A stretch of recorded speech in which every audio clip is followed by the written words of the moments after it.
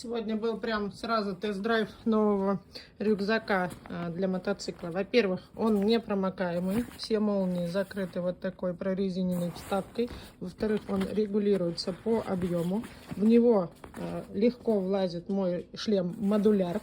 Вот здесь вот можно открыть молнию, и шлем влазит. У него регулируются ручки, и здесь есть застежка, чтобы ничего не болталось.